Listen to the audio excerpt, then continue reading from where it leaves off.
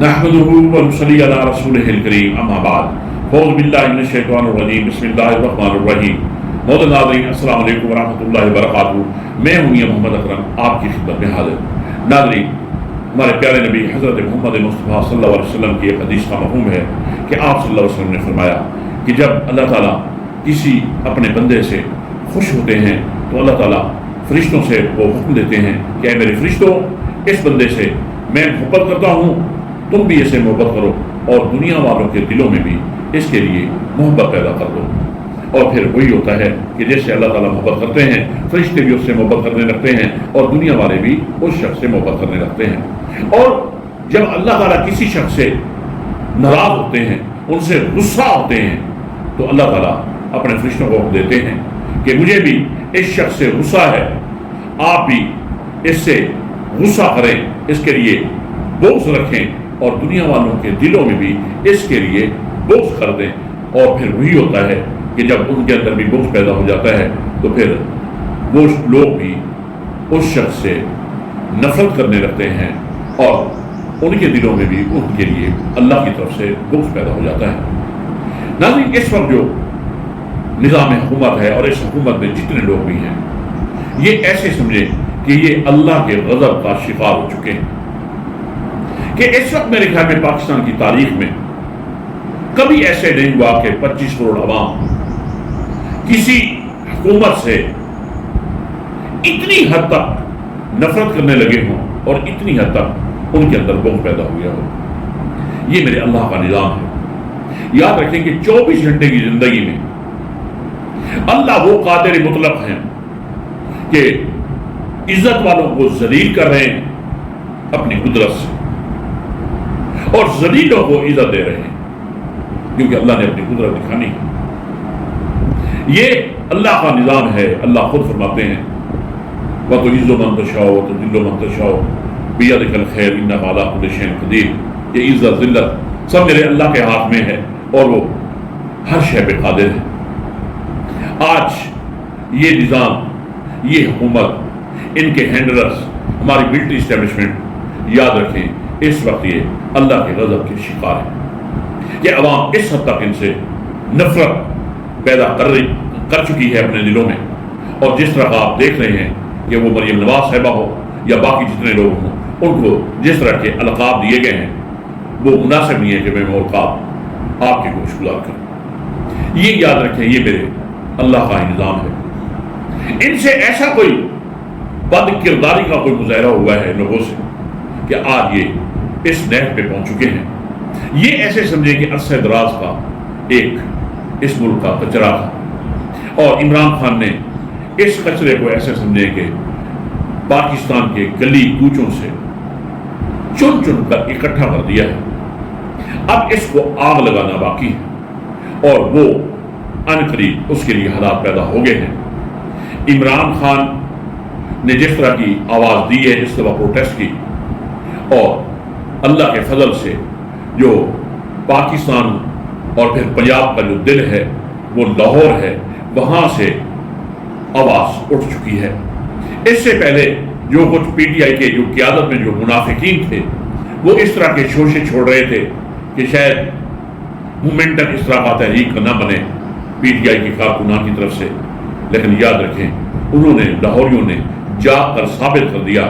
اور پھر لاہور کی ایک تاریخ بھی ہے کہ جب کوئی تحریک لاہور سے اٹھتی ہے تو اس سے پورا پاکستان متاثر ہوتا ہے۔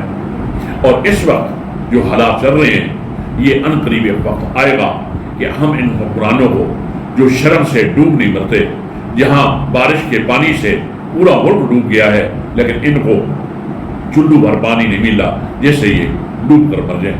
یہ ایسے بے شرم ہیں، یہ ایسے ڈیٹ ہیں کہ ان کے اندر کسی قسم کی کوئی شرم و حیا نہیں ہے۔ اور حالانکہ ان حالات میں تو چاہیے یہ تھا کہ جس طرح یہ زبردستی مسلط ہوئے ہیں، ان کو چاہیے تھا جس طرح یہ اپنے انجام کی طرف جا رہے ہیں، ان کو ایسے سمجھے کہ اللہ تعالیٰ نے ان کی عقلوں پہ پردے دے دیے ہیں کہ ان کو اپنا انجام دکھائی نہیں دے رہا، نہیں تو انہوں کو چاہیے تھا کہ یہ ریزائن کر دیتے، یہ حکومت چھوڑ دیتے۔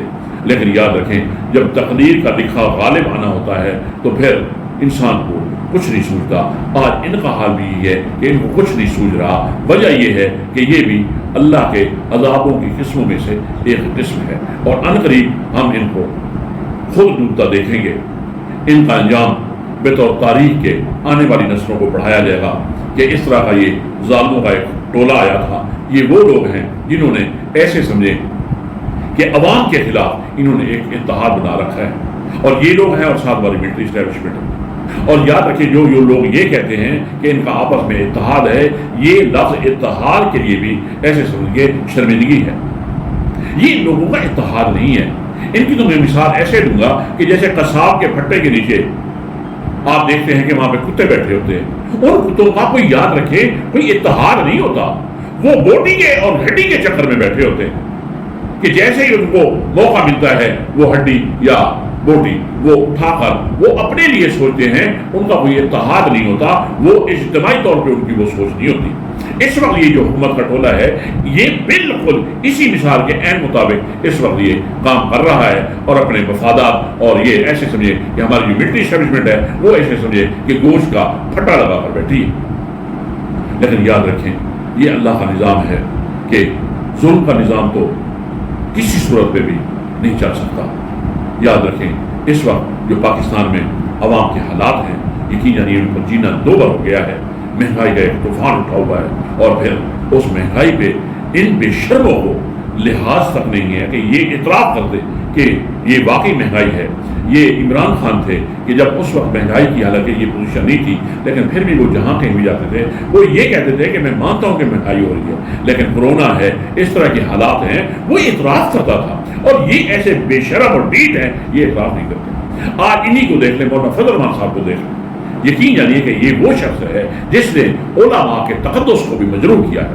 یہ ایسا شخص ہے کوئی اس کے اندر حیا نہیں ہے، کوئی شرم نہیں ہے. ان سے پوچھیں کہ جب عمران خان کے دور میں مہنگائی مارچ کیا تھا، آج یہ کہاں ہے؟ آج آپ کی غیرت کہاں ہے؟ آج اس کے جو فالوورز ہیں وہ کیوں نہیں سوچتے کہ یہ شخص جو ہے یہ ایک کھلواڑ کر رہا ہے، یہ صرف اور صرف مذہب کا ایک کارڈ استعمال کر رہا ہے. ادروائز وہ زرداری ہو، وہ نواز شریف ہو یا مولانا فضل الرحمان ہو، ان کے جو مقاصد ہیں اس میں کسی قسم کا کوئی فرق نہیں ہے. ان کا تینوں کا کردار ایک جیسا ہی ہے. یہ ایک دھوکہ ہے. آج مولانا صاحب کو کوئی پرواہ نہیں ہے. اسی طرح کے باقی لوگ ہیں، وہ جناب وہ سعد رضوی ہے، اس کو دیکھیں اب تمہیں کیا سانپ سونگ گیا ہے کہ کہیں سے آواز نہیں آ رہی. اور پھر مولانا فضل الرحمان صاحب اب دیکھیں کہ وہ جو حرام کا مال ہے اس نے خود ہی فتویٰ دے کے اپنے لیے حلال کر دیا ہے. جو مخصوص نشستیں تھیں جو بندر بانٹ ان کی ہوئی، اور اس میں جناب حرام کو بڑے جناب خندہ پیشانی کے ساتھ اس شخص نے قبول کر لیا ہے اور بلکہ گلے لگا دیا ہے. یہ ہے اس طرح کے لوگوں کا کردار. لیکن یہ یاد رکھیں کہ وہ ایک صلاح الدین ایوبی کا ایک واقعہ یاد آتا ہے کہ جب ان کو کسی مشیر نے یہ مشورہ دیا کہ دیکھیں جی آپ فی الوقت جو ہے وہ جہاد روک لیں، آپ جنگ روک لیں، کیونکہ اس وقت جتنے ہمارے مد مقابل کفار ہیں وہ اکٹھے ہو چکے ہیں، اور جب یہ ان کا اتحاد ٹوٹے گا یا یہ تھوڑے سے ان کے اندر تقسیم پیدا ہوگی تو اس وقت ہم موقع سے فائدہ اٹھا کر ہم ان کے اوپر حملہ کریں گے. تو اس پر صلاح الدین ایوبی رحمۃ اللہ علیہ نے بڑا خوبصورت جواب دیا تھا کہ اللہ نے بڑا بہترین موقع دیا ہے، ان کو اکٹھا کر کے اللہ تعالیٰ ہمارے حوالے کر رہے ہیں، تو پھر اس موقع سے فائدہ اٹھا کر کوئی نہ کوئی فیصلہ ہو جانا چاہیے.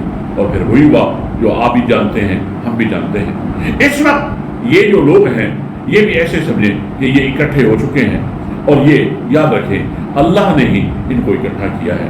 اور اب جو ان کے ساتھ اجتماعی جو ان کا انجام ہوگا اس کے لیے تاریخ لکھی جائے گی.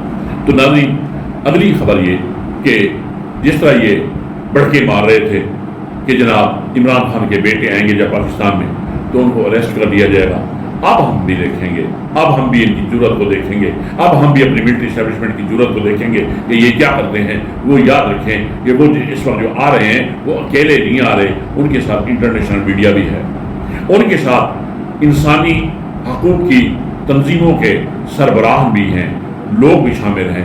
وہ آ کر دیکھیں گے کہ جس طرح ہماری ملٹری اسٹیبلشمنٹ کا کردار ہے اور جس طرح اس حکومت کا کردار ہے اور جس طرح انہوں نے جمہوریت کا قطع کیا ہے وہ بھی اپنی آنکھوں سے دیکھیں گے. پھر ہم ان کی جرت کو بھی دیکھیں گے کہ آیا کہ یہ اب کیا ان کے خلاف اسٹینڈ لیتے ہیں۔ یاد رکھیں جو حق پہ ہوتا ہے اس کے ساتھ اللہ کی مدد شامل ہوتی ہے، اور جو نہ حق پہ ہوتا ہے تو یاد رکھیں اللہ ان کو ایسے انجام تک پہنچا دیتے ہیں، وہ قدرت والے ہیں کہ اس کے لیے پھر لوگوں کے لیے یہ عبرت کا نشان بن جاتے ہیں۔ ناظرین، اس دعا کے ساتھ کہ اللہ تعالیٰ ہمارے ملک و قوم کا حامی و ناصر ہو، میں آپ سے اجازت چاہتا ہوں۔ السلام علیکم ورحمۃ اللہ وبرکاتہ۔